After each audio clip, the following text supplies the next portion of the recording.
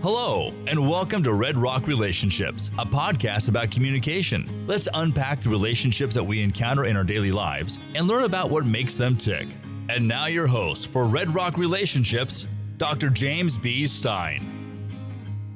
My mic was off for a second there. It freaked me out. Welcome. How many episodes have we been doing this for? Welcome. I'm so excited to talk today about our topic. We are hurtling toward the end of the semester, and I don't think anyone is more aware of that than students and professors. We are getting awfully close, and what that means is that it's time to start getting into some more detailed things here on the pod. We've been talking a lot about the internet, technology, AI, and things like that this season. That's been the theme of this abridged season. And as we move forward, our next episode, meaning today's episode, is hopefully going to be one of the more interesting topics that we tackle. We've really avoided this topic a lot, and now's the perfect time to get to it. So we are going to be talking today primarily about online dating and online dating coaches.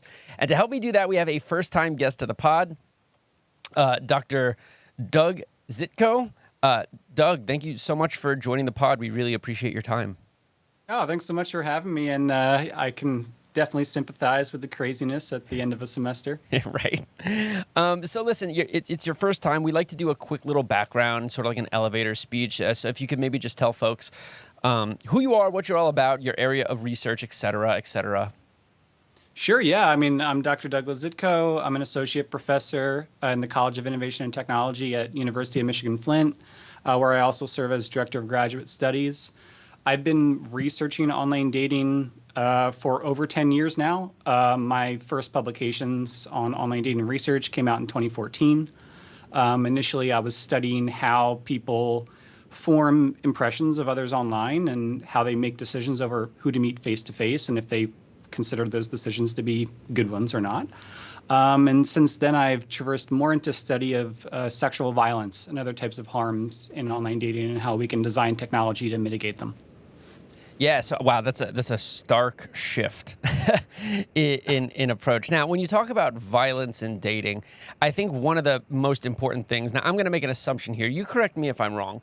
I assume that when you're studying violence in the online dating realm, you are mostly looking at the ways in which men are violent toward women. Is that a fair assumption? Statistically speaking, cisgender men are overwhelmingly the perpetrators of non-consensual sexual activity, yes.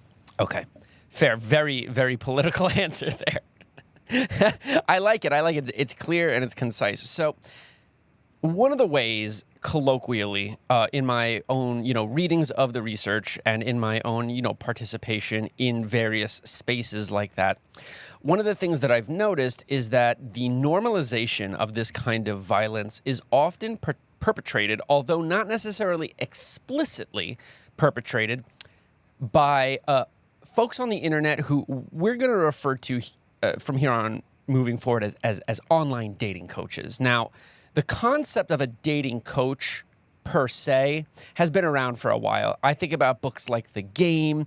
I think about the mid-2000s show The Pickup Artist. And the general vibe here is that they insist that these are men who know how to get ladies and they can teach you how to do it as well. It strikes me, and again, correct me if I'm wrong, it strikes me that a lot of these online dating coaches maybe begin with something similar to that, but ultimately their platform and their message is different. So I'm wondering if you can maybe break down some of the distinct features of dating coaches in general, and maybe if you've seen the content of dating coach rhetoric shift as it's moved more into the online realm. Yeah, I think that's a great question. So I published on a study of dating coaches and pickup artists in 2016. It was actually one of the first research studies I ever conducted because I wanted to understand the strategies that dating coaches adopt and train other people to practice and how they differ from what we see from, let's say, more novice users. And dating apps, as they were becoming extremely popular around 2013 onwards, especially on mobile devices with Tinder coming into existence, a lot of dating coaches, a lot of pickup artists started giving tailored advice for dating apps specifically. And that's what the research that I conducted on was the specific strategies that they employ for online dating, how they speak to broader philosophies that they have about dating and about women, and how they use the online medium to add scale and automation to a lot of their practices. Now, I should preface what I'm about to say next by clarifying that not all dating coaches are men and not all customers of dating coaches are men. Several of the dating coaches that I had interviewed had either exclusively or predominantly woman identifying customer bases. Now, the motivations for seeking out dating coaches tended to sometimes vary across gender-based lines, where particularly with dating coaches that we would maybe qualify as pickup artists, their customer base was predominantly men. And their motivations for seeking out dating coach advice was predominantly for casual sex, as opposed to a long-term romantic relationship. Before I go even more into that, is there any aspect you want me to delve into more specifically there? No, I think that's a great overview. Great. So one of the major themes that we saw consistently across a lot of the advice from dating coaches, this is pickup artists as well as those that maybe wouldn't associate with casual sex endeavors, was the automation that they were espousing. And now we're talking almost a decade ago now, where the way that online dating advice from dating coaches went was, give us this finite amount of money and we will basically give you all the strategies that we claim have worked for us. And this could be as granular as, here are word for word messages that I have used to personally achieve sexual access to different partners, or that I personally used to find a long-term romantic partner. And what I found very interesting is many of the dating coaches were extremely methodical in how they tested out the different types of messages or different types of profile content that they used, and that they therefore sold to other people to reuse. They would go over strategies where they would break down specific cities and specific number of people per city in which they would send out messages, and then intricately catalog response rates to figure out which messages get the highest responses. And they would often outsource this, where they would pay other people an hourly wage to do this for them. Now, of course, today where things have changed a little bit with dating coaches is the advent of AI. Oh, yeah. And we're seeing a lot of these ChatGPT-based tools and other types of tools that have been around for a little bit longer that seek to essentially automate the swiping process and automate the messaging process, which kind of go hand in hand with the strategies that I was initially seeing about a decade ago. Yeah, I mean, the AI thing is scary, in a word. It's so interesting because, as you describe that, it almost seems like these dating coaches have gotten, I guess for lack of a better term, less meticulous. So their efforts have become a little bit less, detail-oriented, a little bit more about, almost ironically, when I think about dating coaches, I think about the word The Matrix a lot, I guess because I'm thinking about like Andrew Tate, right? And it's almost like they're like, oh no, let's use the Matrix. Let's get in here. Let's use this AI and make our own Matrix, which to me is like, isn't that what you're supposed to be? I don't know. That's that's a whole thing. But it does lead into my next question for you, which is, and I appreciate how careful you were in articulating that, like, men are not the only victims of this, men are not the only perpetrators of this, but there is a trend, right? So why do you think this trend exists? Like, why do you think that there are so many more men vulnerable to the calls of these often predatory online dating coaches? Is this like a generational thing? Is it like a lack of media literacy? Is it something else? Has any of your research or does your speculation as a scholar in the field lead you in any direction? I don't think this is unique to men. I think in all of the empirical research that we've conducted with users of dating apps, one of the persistent trends is frustration for different reasons. For those that would identify as women, they might get frustrated with getting messages from, this is before Tinder, before the swiping, We did a study with OkCupid users where their frustration was, I'm getting inundated with messages from people I don't like. And then now that we have the swiping where people can regulate who messages them, now the concern has evolved into, I'm getting harassing messages, or I'm getting creepy messages, and I'm wasting my time talking to people that I don't like, or worse, I've agreed to meet this person and then they physically harmed me during the date, and I was unable to suss that out before meeting them. And then you go with users who you might qualify as cisgender men, and their concerns are more so in the no one is matching with me, or when they are matching with me, they're not responding, and they often respond to that internally in very aggressive ways and antisocial ways, where they will cast a broad brush about their beliefs of other genders that aren't responding to them. I'm thinking about, sorry to interrupt, but are you familiar with the whole 80-20 thing? Yeah. That feels like a really good example of that, right? Well, it's like, 80% of women go for 20% of men. I guess I'm just like ugly and I'm not in that 20%. And I mean, I don't know what the data say about that sort of thing, but if you just look at like cursory glances, we see that like roughly 50% of men are married, and like, a higher percentage of that are dating. So the 80-20 thing doesn't really seem to work out by the numbers. But I think you make a really good point in saying that the feeling is there, the frustration is there. And then we see, in some cases, violence as a result of that. Sorry to interrupt. I just thought it was very important to note. No, that's absolutely fine. And as in our research, we've seen men as they develop these, what we might call folk theories in my line of research, these understandings of how dating apps, quote unquote, really work that aren't, empirically tested. There's no solid evidence behind it except their own personal experience. And that can lead to some really negative thought patterns and predispositions about other users. And this works both ways.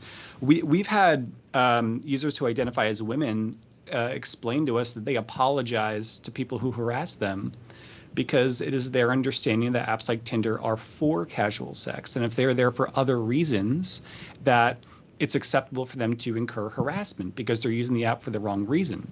Wow.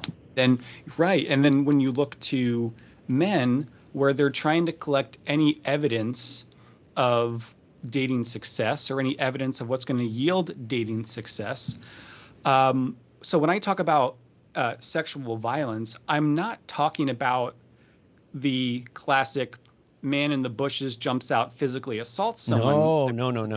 No, I'm talking much more often about fundamental misunderstandings of another person's agreement and interest in a casual sexual encounter. So we've had a lot of men tell us, well, I knew she wanted to have sex because she sent me a winky face emoji 2 weeks ago on messaging. And therefore, I knew 2 weeks later when she said she was willing to meet me for a date that what she really meant is she's meeting me for a sexual encounter. And therefore, I didn't need to verbally ask for her permission to touch her. Oh, my God. That's the type of sexual violence that I'm talking about. Yeah. And that's such an important clarification. And for the record, it's something that a lot of us, when we talk about issues like this with our students, we cover. I just covered obsessive and intrusive behaviors in my romantic relationships course, and we talked about the fact that motivation doesn't really matter, right? You might not think you're doing anything wrong, and you might still be doing something wrong. So I appreciate that clarification. I think that's a really important point.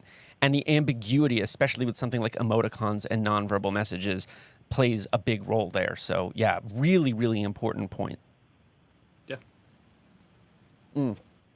So, I want to shift just a teeny tiny bit and talk about not necessarily dating coaches, but other players who exist in similar online spaces. Right now, as we speak, there is this like impossibly mega viral trend involving a social media influencer named Ashton Hall. Are you familiar with him and his content? Only in passing. Okay, but so yeah, it's this extremely muscular, athletic man who also presents himself as living this very opulent lifestyle, and the cold face and the banana on the skin, very, kind of like over the top type of stuff. I would classify him as maybe like a gymfluencer or someone who's in like the whole like hashtag grind set mentality situation. how do you account for the overlap that we might experience in terms of people who are willing to participate in that content and also engage in some of the advice from online dating apparati, if you will? I mean, I can only speculate because I haven't done research across these different types of influencers. Sure. And this current wave of influencers we're seeing on apps like Instagram simply didn't exist at the time that I was initially doing research on dating coaches. Now, other platforms like YouTube were extremely popular for this type of influencing, especially from pickup artists who would, literally bring cameras into nightclubs and film themselves talking to women. Mm-hmm. But there are some similarities we see just from a cursory stance, particularly around underlying philosophies that are uniting these different types of influencers. I think you might have mentioned the word red pill before, and that's been persistent in the dating coach realm for decades, since at least the game was written in, I think it was 2005. Yeah. This notion of inner game and understanding how dating, quote unquote, really works. Right. And just like with these new types of influencers, the influence tends to reinforce itself as users get more and more insulated into the same types of content. We saw this back when I was initially doing this research with YouTube, and algorithms putting out certain types of content that reinforce particular views that were really toxic, but are hard to see it in an objective way because that's the only viewpoint you're consistently seeing in the content you're consuming. Right. Yeah. And just to harp on like red pill, I don't remember exactly who. I think it might have been Curtis Yarvin or one of those like thinkers who took it from The Matrix, the movie The Matrix, and turned it into like this grand awakening, like this personal awakening. And it's ironic for many reasons, but we don't have time to get into that. Yeah. So I think you're right in terms of like that mentality of there's some sort of game. I like to call it like a club, right? There's some sort of like secret club that I want to be a part of, and I know that I'm like, special and smart enough to be in that club.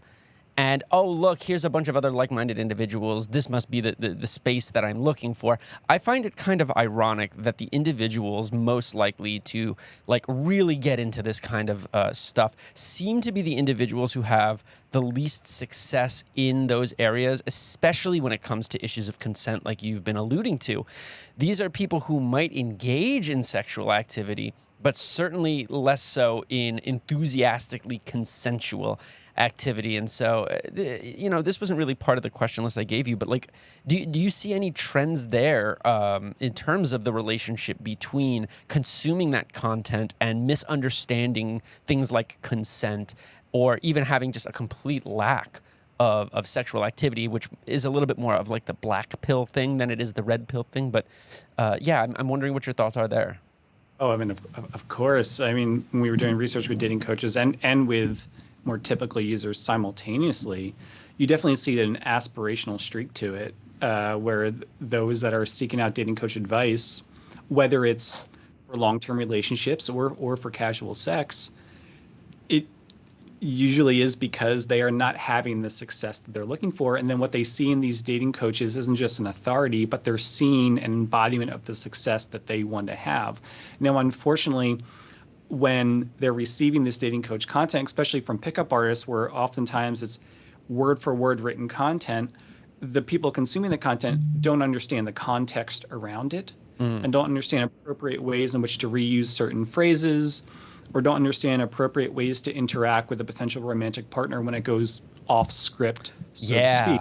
Yeah, and I mean, this is something that's like really widely covered in the communication literature. We talk about things like uncertainty and expectancy violations, and how when we deviate from norms, we find ourselves usually in a negative position. And I'm thinking about like, oh, she just said something off script. I don't know how to react to that. And we fall back on our norms, and for many of these people, the norm is very aggressive communication. And I think that's how we find ourselves in some of those unfortunate positions. Yeah. Yeah. It's funny that you mentioned uncertainty and expectancy violations. Uncertainty reduction theory was a significant component of my dissertation back in the day. Oh, that's so funny. I wrote my dissertation all about uncertainty as well, actually. Yeah, I used the relational turbulence model and it's unimportant. What is important is the way that folks tend to react, right, when they experience grand levels of uncertainty. All right, we actually already touched on this, but I'll revisit it before we get to my bonus question for you, which is I know you wanted to be really clear in mentioning that, like, men are not the only people who are susceptible to this. Folks who identify as women are also certainly in spaces like that. Although I will say, I think that the complementary space to like red pill dating is like almost like the trad wife thing. That said, in terms of like dating coaches specifically, why do you think we don't see it as predominantly in spaces on the internet that are dominated by women? How can we account for that gender gap? I think a lot of it has to do with, I don't know if we're going to get into the theory realm again, but social scripts and sexual scripts. Yeah. That which are basically just socially learned understandings of how we should behave in given certain situations, or also what we should be aspiring to. And then what we see with a lot of these clients of dating coaches and people that are on seduction subreddits and online dating subreddits is this aspiring towards a certain model of what it means to be a man. If we're talking about the men that are seeking out this advice, and it also explains a lot of the sexual violence and expectancy violations where they're meeting people face to face expecting a certain outcome because that outcome validates that they are a successful man. Right. To give just an example of that, I do a lot of qualitative research, meaning that I interview people and they tell me real stories. And we had one man not just tell a story, but very outwardly brag about convincing a person to meet him for a casual sexual encounter. He didn't ask for permission, and he was so proud of this because he said, "I knew she wanted it." Yeah. Meaning, I know that I'm a valued male, and we saw this trend a lot with cisgender men where they overestimate their ability to just detect cues of interest in sexual activity. Yeah. And it's ironic, too, because I think there's a fair amount of research that shows that men are actually very bad at picking up on rejection signals compared to their female counterparts. So that is very depressing. I mean, you must need like hot tea and a bath after doing some of that research because those are some heavy answers. I'm very fortunate to have collaborators that are sexual assault nurse examiners, domestic violence shelter workers, and professionals in psychology. Yeah, that is hardcore. And I think it speaks to what these coaches teach people to aspire to achieve, right? Which is not happiness, connection, empathy, and a meaningful, equitable relationship, but rather control, power, dominance, things that are traditionally hyper-masculine, that avoid femininity at all costs, and that unfortunately often lead to non-consensual violence. One last question in the couple minutes we have left. It's the bonus question. Do you have like a quote-unquote favorite online dating coach? And if you do, what's one question that you might want to ask this person? Or something you would want to say to them, perhaps? I really don't. I think I've become quite disillusioned to the dating coach scene because you don't say. The common thread seems to be how can I monetize advice to those that, by definition, are struggling to achieve dating success, and I think that's a really toxic relationship. And the way that dating coach advice is dispersed, I think, feeds into that. It feeds into notions of your partner is an object, and here are the hacks to, back when the game was released and the few years after that, like the terminology around pickup was very almost like computer-like, where you're a woman is a computer to be hacked, and here's a way to hack their brain into engaging in a sexual encounter. And because of that, seeing that over and over and over again, I'm not exactly a fan of any individual dating coach, unfortunately. That's fair. That's totally fair. one good book as we wrap up here. One good book that I've been reading recently is called Clown World by Jamie Tashin and Matt Shea. It's all about their infiltration of Andrew Tate and his war room, and it highlights a lot of this stuff. It's very difficult to read, but it's very important information. So on that note, speaking of important information, Doug, thank you so much for being a part. I really appreciate learning about your research. Thanks so much for having me. All right, we got one more episode in a couple of weeks, and it's going to be a little bit less heavy than this one. So I'll see you then. You've been listening to Red Rock Relationships, a podcast about communication. Thank you so much for giving us some of your time. If you'd like to be on the show or have questions for us, please send us an email to redrockrelationships@gmail.com. You can also find us on Facebook, Instagram, Twitter, Spotify, or wherever you listen to your podcasts. Just search Red Rock Relationships. Thank you again. And remember, it all begins with good communication. This has been a production from a podcast studio.